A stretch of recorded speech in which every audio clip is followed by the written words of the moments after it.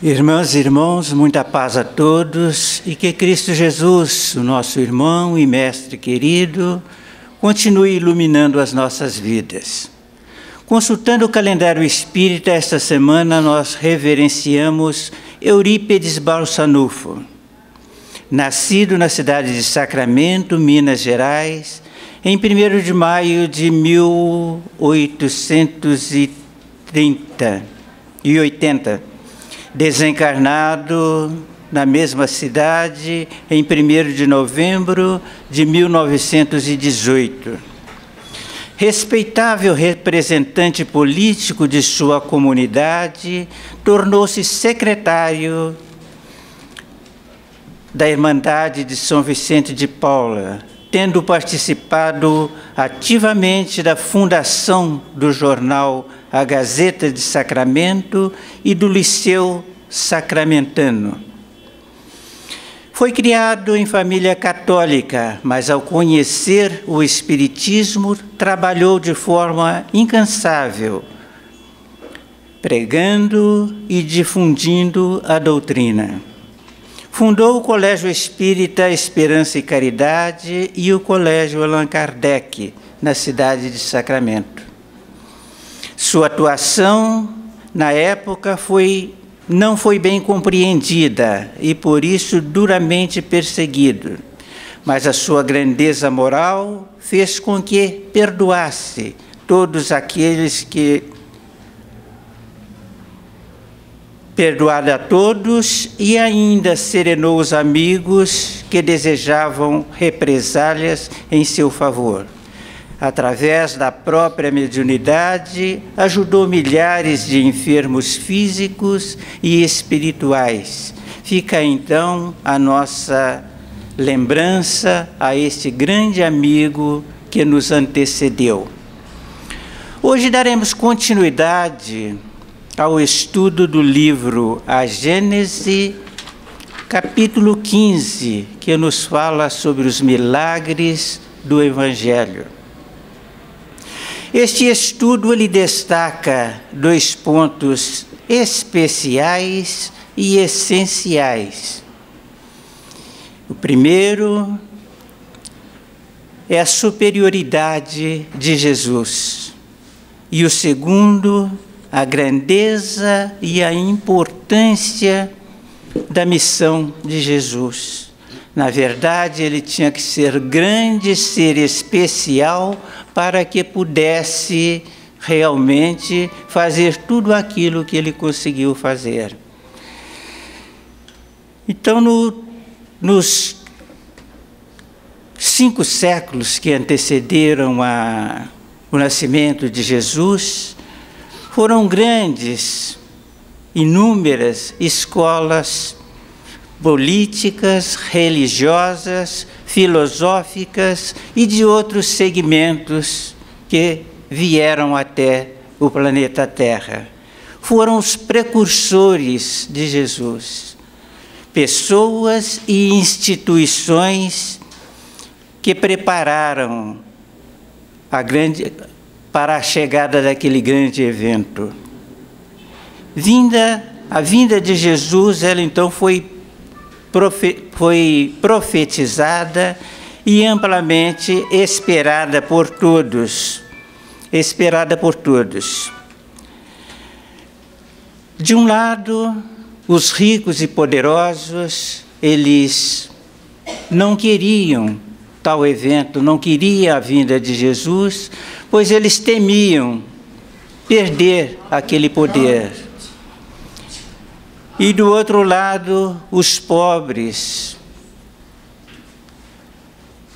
eles sonhavam com a chegada de um guerreiro que tomasse o poder pela espada e mudasse toda aquela situação.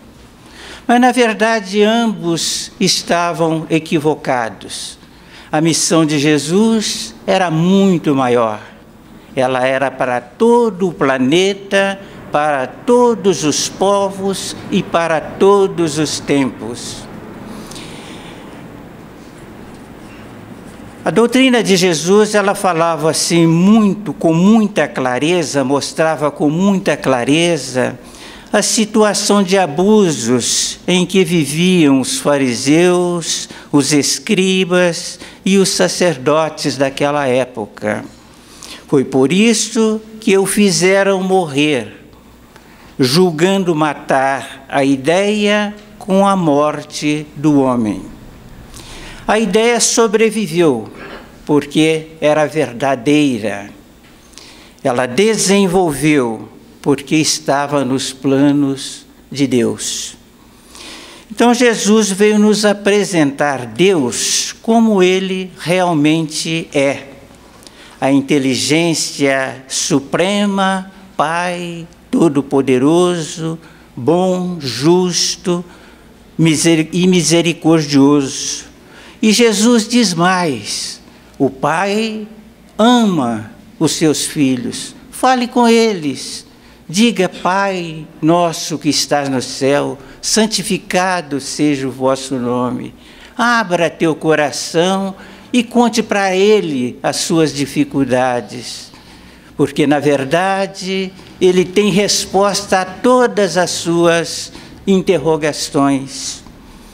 Por outro lado, a superioridade de Jesus estava no seu espírito, que dominava a matéria de maneira absoluta.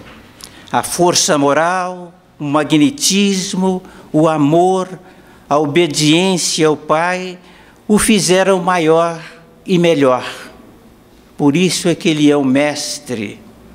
Ele é o modelo de perfeição para toda a humanidade. Vejamos então o paralítico da piscina. Havia em Jerusalém a piscina das ovelhas, e nas galerias à sua volta ficavam assim deitados grandes números de doentes, cegos e aleijados à espera de uma cura. A sabedoria popular dizia que num certo tempo vinha o anjo do Senhor e agitava aquela água, e que aquele que primeiro entrasse naquela água seria curado de toda e qualquer enfermidade. Então, vendo aquela situação, lá estava também um doente, entre outros, um doente há 38 anos. E Jesus, conhecendo este fato, lhe perguntou: queres ser curado? E ele disse: sim, eu quero. Mas contou também a dificuldade que ele tinha de se lançar, aleijado como era, tinha dificuldade de se lançar em primeiro lugar naquela água. E não tinha também outra pessoa que o lançasse. Então ficaria difícil para ele aquela cura. Foi quando Jesus disse: levanta-te, pegue o teu leito e ande. E naquele momento, este homem foi curado. A alegria foi muito grande de todos aqueles que estavam à sua volta e que o conheciam. Mas, por outro lado, os judeus disseram: hoje é sábado e você não lhe é permitido carregar o seu leito. E ele até aquele momento não sabia quem é que tinha o curado, porque Jesus fez aquele ato e no meio daquela multidão ele já caminhou. Então foi aquela discussão: não, mas o homem que me curou, ele disse: levanta-te, toma o teu leito e siga. Aquela discussão, mas logo depois, tempo depois, ele vai ao templo e lá ele encontra Jesus, que lhe disse: homem, tu que foste curado, não peques no futuro para não sofrer muito mais. Nós vemos aí esta lembrança de Jesus, essa recomendação, o quanto ela é importante para nós até nos dias de hoje. Muitas vezes nós estamos querendo um favor da espiritualidade, ou mesmo de um outro companheiro aqui, e não nos colocamos em condições de receber aquilo que nós estamos pedindo. Se nós queremos entrar numa universidade, nós temos que estudar com afinco para passar no vestibular. Se queremos uma melhor condição de trabalho, posição, um emprego melhor, temos que nos colocar em condições de assumir aquele emprego, aquela vaga. Por outro lado, muitas vezes nós temos aí dinheiro, saúde, poder e pensamos que aquilo é algo realmente nosso. É nosso, eu mereço, eu posso, alguém me deu. Esquece que a juventude vai, a saúde acaba, o dinheiro chega uma hora que ele não tem mais sentido ou tanto sentido, então tudo passa, inclusive esta nossa vida. É algo que o Pai nos deu, mas nós não sabemos até que dia, até que hora ou até que mês. Então nós temos assim esta obrigação de estarmos cada dia um pouco melhor e fazer jus a tudo isso que nós temos. Saúde, juventude, emprego, tudo isto é algo que está conosco, não é nosso. E quanto àquele questionamento dos judeus quanto ao sábado, parece até uma coisa muito simples, mas na verdade era o Velho Testamento e era obedecido de qualquer forma. Então Jesus, nesse quesito, Jesus diz: o meu Pai não cessa de agir até esse momento. E eu também pretendo trabalhar sempre, pretendo agir sempre. Vejamos então um pouco a respeito do cego de nascença. Diante de um cego de nascença, os discípulos questionam Jesus. A cegueira desse homem é pecado dele ou é pecado de seus pais? E Jesus disse: não é de um e nem de outro. Isto é, não é dele e nem de seus pais. Assim sucede para que as obras do poder de Deus brilhem nele. E dito isto, Jesus cuspiu no chão, fazendo assim aquela lama com a sua saliva, e passa aquela lama nos olhos do cego de nascença, e lhe diz: ide-vos lavar na piscina de Siloé. Ele foi, lavou e voltou a enxergar perfeitamente. Isto, para uns, diziam que Jesus não era o enviado de Deus porque ele trabalhava aos sábados. E para outros, eles viam que um homem mau não poderia fazer os prodígios que Jesus fazia. Vejamos os possessos.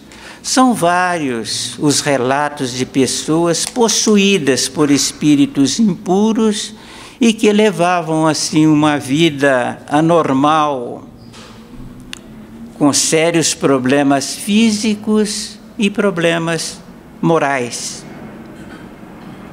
Mas Jesus, valendo-se daquela sua superioridade, daquele seu magnetismo, ele falava, ordenava a estes espíritos, eles saíam e a cura era instantânea. Então era algo assim realmente maravilhoso. Encontrando com outros discípulos, viu uma multidão de pessoas ao seu redor, ao redor deles e os escribas que disputavam com eles. Jesus então pergunta qual era o assunto daquela assembleia. E nesse momento, um homem do povo lhe disse: Mestre, eu lhe trouxe meu filho, que é possuído por um espírito mudo. Em qualquer lugar que é tomado por esse espírito, ele lhe joga ao chão espuma, rige os dentes, e ele torna-se mirrado. Pedi aos vossos discípulos que o curassem, porém eles não puderam. E Jesus diz: homens de pouca fé, até quando eu estarei junto de vocês? Ele questiona a fé desse pai, se ele realmente tinha fé, e ele humildemente: eu tenho fé, mas ajude para que eu tenha realmente mais e mais fé. E quando foi trazido aquela criança na presença de Jesus, ele foi tomado por aquele espírito impuro. A queda e todo aquele processo desagradável foi quando Jesus ordenou que esse espírito saísse e que não voltasse mais. E assim aconteceu.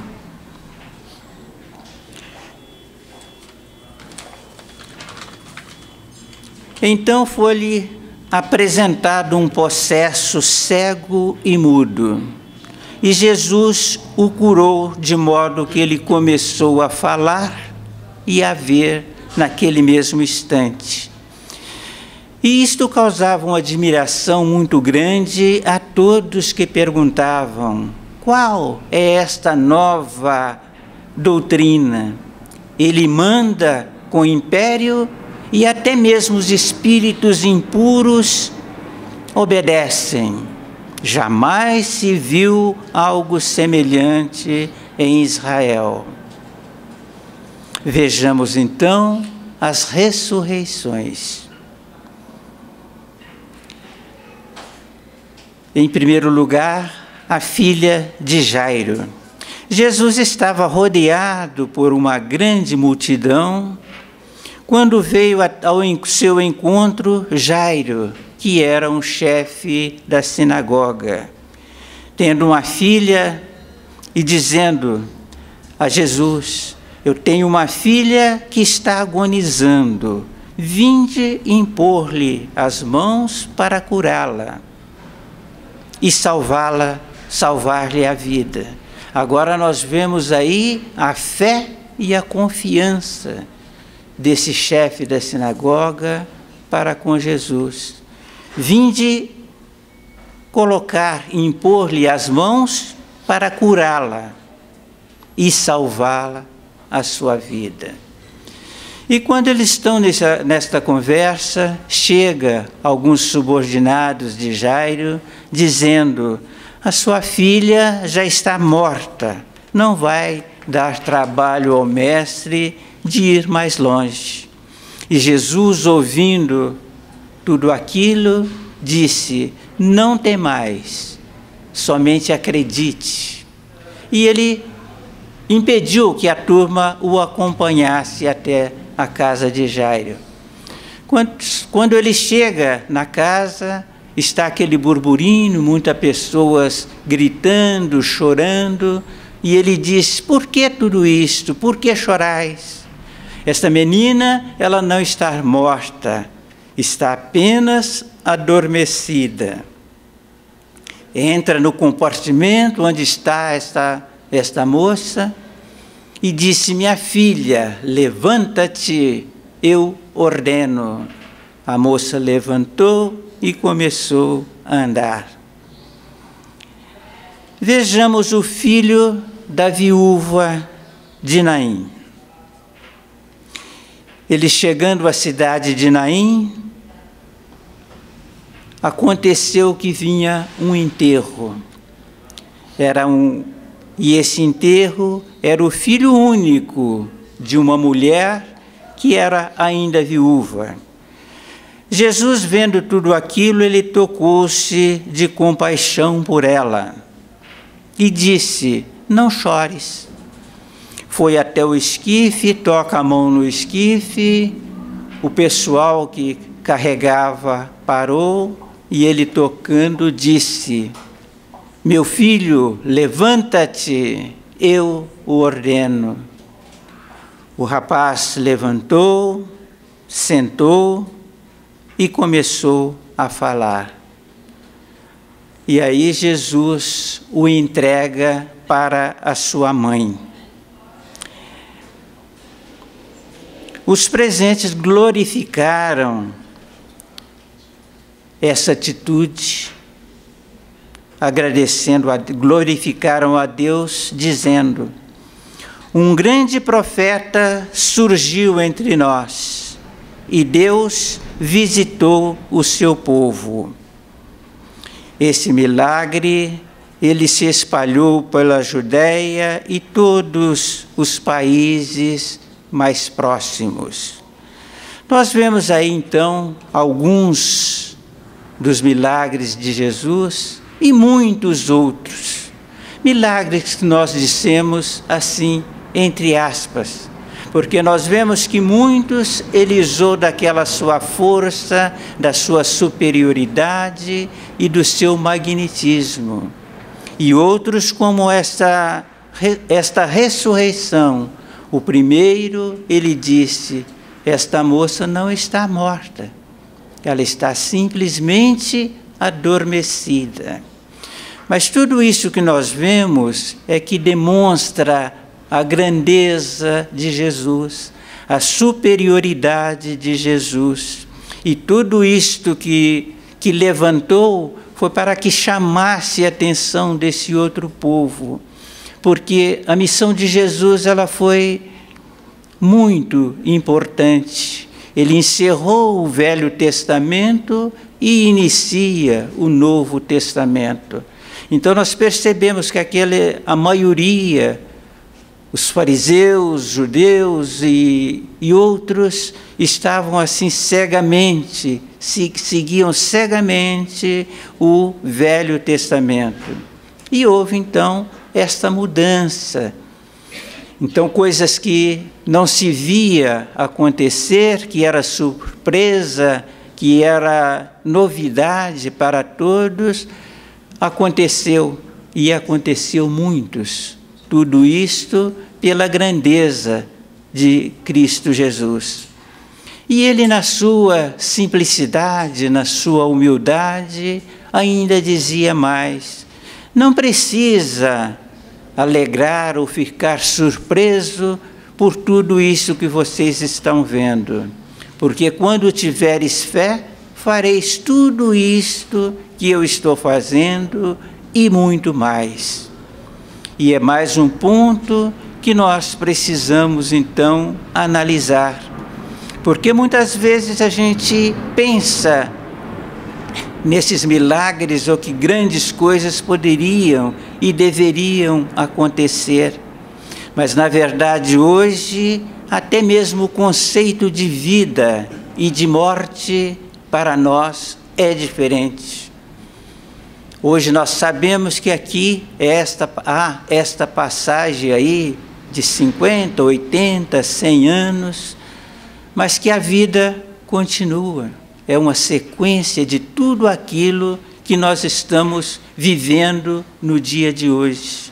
Hoje nós estamos fazendo a semeadura na qual nós vamos colher amanhã.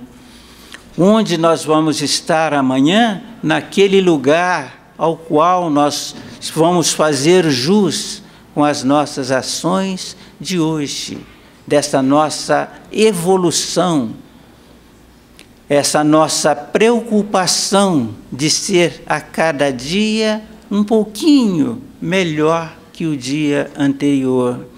Então esta deve ser a nossa busca. Mas por que às vezes nós não vemos assim tanto milagre? Na verdade, esses milagres, eles se dispersaram. Hoje eles estão em todos nós, nesta compreensão que nós temos, no avanço da ciência, da filosofia, da religião. Hoje nós já temos, assim, aquela autoproteção. Quando nós passamos a conhecer o Evangelho, a compreender esse Evangelho e vivenciar esse Evangelho, nós já estamos muito melhores. Nós já temos muito mais consciência desta nossa caminhada e o porquê de tudo que nos acontece. Bem, agora chegou o momento em que podemos fazer uma pergunta sobre o tema ao Sr. Carlos, ou mesmo uma colocação. Aquele que assim desejar é só levantar o braço e a nossa irmã levará o microfone. Seu Carlos, enquanto eles pensam, eu vou perguntar ao senhor. Jesus, ele precisou fazer essas demonstrações, né, de fé, que ele podia, e para que o povo acreditasse, o povo da época, né? E o povo de hoje, ao entrar em uma sala de passe, ao receber o levantamento magnético, ele pode também conseguir uma cura, se ele tiver merecimento? Sem dúvida alguma. Na verdade, o que nós fazemos assim nessa conscientização, essa nossa melhora interior, esse nosso progresso, essa nossa mudança a cada dia, ela nos faculta em muito tudo isto. Sempre quando nós conhecemos, compreendemos e vivemos o Evangelho, nós vamos viver o bem pelo bem.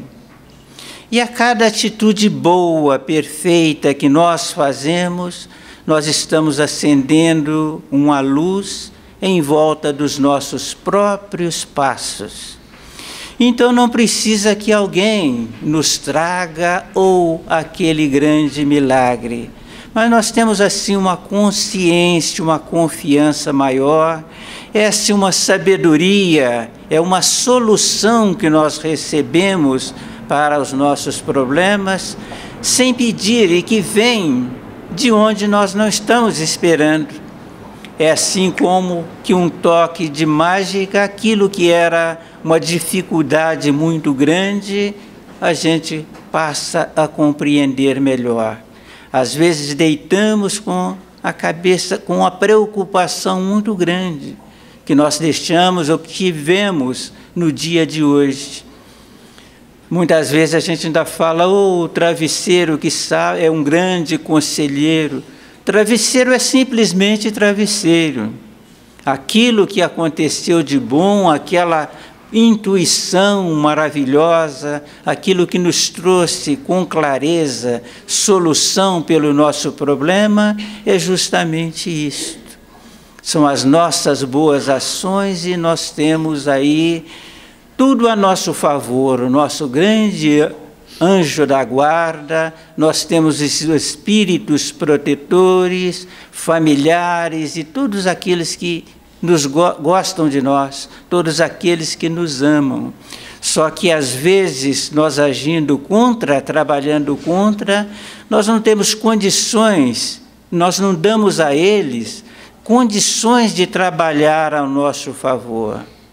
E muitas vezes nós não temos a lucidez necessária de perceber tudo aquilo que está vindo a nosso favor. Mais alguém?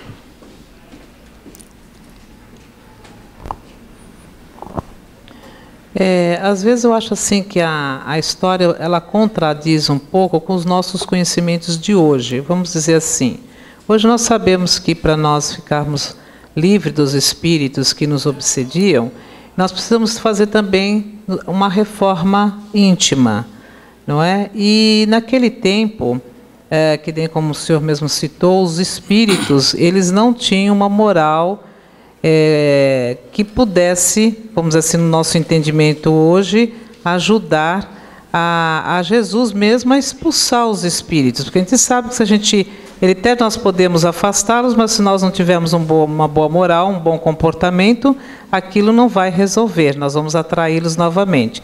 Então eu gostaria muito que o senhor explicasse essa parte, porque parece assim que quando nós não temos muito entendimento, parece que é fácil uma pessoa vir, ser expulso, e ali nós estamos livres, nós estamos curados daquele espírito que nos obsedia, que nós hoje sabemos que nós temos um resgate, uma dívida com ele. Você podia esclarecer melhor? Obrigada.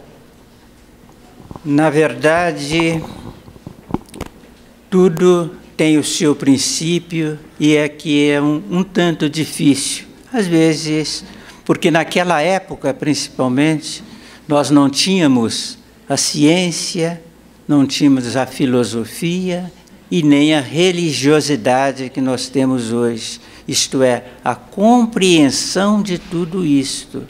Mas Jesus já deu direitinho o princípio daquilo, que eu lembro que ainda frisei mais que uma vez. Vá e não peques mais, para que não sofra muito mais. Então é justamente essa reforma interior que a senhora nos falou agora. A proteção, o antídoto que nós temos desses espíritos imperfeitos é justamente esta superioridade. Com eles nós estamos num plano. Se nós conseguimos subir um pouco mais, ele vai continuar naquele primeiro plano, naquele plano antigo. Então, na medida que nós vamos melhorar, nós vamos estando livre de todos esses espíritos inferiores. E, na realidade, o nosso comportamento é que vai deixar tudo isto. Vá e não peques mais, porque para não sofrer ainda muito mais. Então, tudo aquilo era o início de um processo que vai se aprimorando. E como disse, hoje nós já temos assim um conceito diferente de vida e de morte, ou desencarne, o como estaremos amanhã. Tudo isso foi maravilhoso, do que pensar simplesmente nesta vida, morte, céu ou inferno. Não, nós temos oportunidade e precisamos de cuidar, de tratar de tudo isso com muito cuidado, com muita seriedade, porque nós somos donos do nosso destino. E dividam os seus um pouco melhor ou pior amanhã depende do nosso hoje. Mais alguém? Seu Carlos, quando o senhor falou sobre a filha de Naim que estava morta, na verdade, ela não estava, não é? Porque quando um corpo perdeu a vitalidade, já não há mais como retomar, não é verdade? Mas o que é que Jesus fez que essa menina retomou a vida? Hoje nós temos muito aí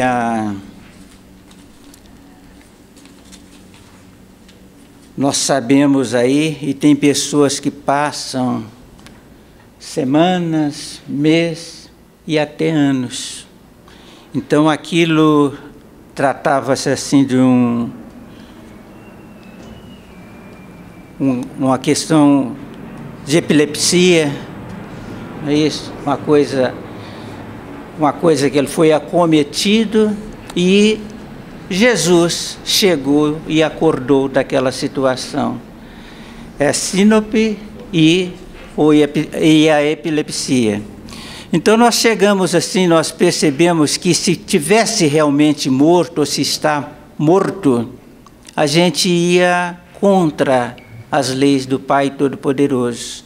O que ele não ia fazer seria totalmente contra voltar à vida.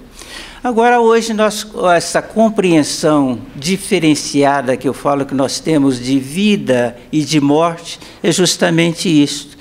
Porque quando chegamos aí 80, 90, 100 anos, já tudo está cansado, tudo está superado. O porquê aquela vida a gente tem assim a certeza de que tudo vai se cansando, tudo vai se modificando, e até mesmo essa pessoa que está com essa idade, ela está querendo descansar, ela está querendo modificar, e nós temos a certeza de que não é o fim de nada. É simplesmente uma passagem que ela vai recomeçar, aliás, na verdadeira vida, que é a vida espiritual. Então, tenha certeza de que tudo continua. Então, nenhum desse, como nós falamos, milagre, entre aspas. A força moral dele e aquelas pessoas que ainda não estavam realmente mortas. Porque hoje, com a evolução da ciência, nós ainda vemos aí muitos casos. Está ou não está, é a morte cerebral, tem condições, e muita gente fica aí dias e semanas. E naquela época não tinha nada disso. Era alguma coisa assim, empiricamente, às vezes enterrava no mesmo dia, porque depois é que nós fomos aperfeiçoando todo este processo. E o importante que nós temos é esta perfeição, é algo que nos assim alenta, nos deixa assim muito contente, é esse trabalho, esse evolutivo, essa nossa busca, o nosso estudo e a nossa compreensão de tudo isto. Porque naquela época parecia milagre, hoje nós temos certeza que é possível, é cabível, não é isso? Tudo isso veio com a nossa evolução e a evolução de tudo. A ciência, a filosofia, religião. É importante que a gente está crescendo em todos os setores. E isso é que nos alegra muito. Saber que Jesus já disse algumas vezes a respeito disso, né? Vós, quando tiveres fé, fareis tudo o que eu faço e muito mais. Então, a gente vê que hoje está fazendo. Vós sois deuses, vós sois luzes, vós sois o sal da terra.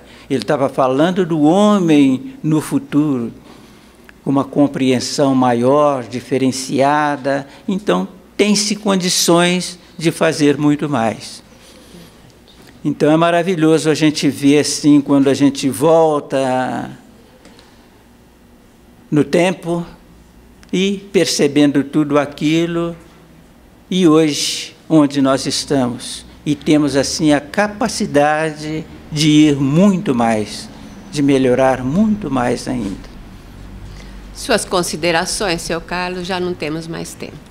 O meu muito obrigado a todos pela participação, pela atenção, e até uma próxima oportunidade, se Deus quiser.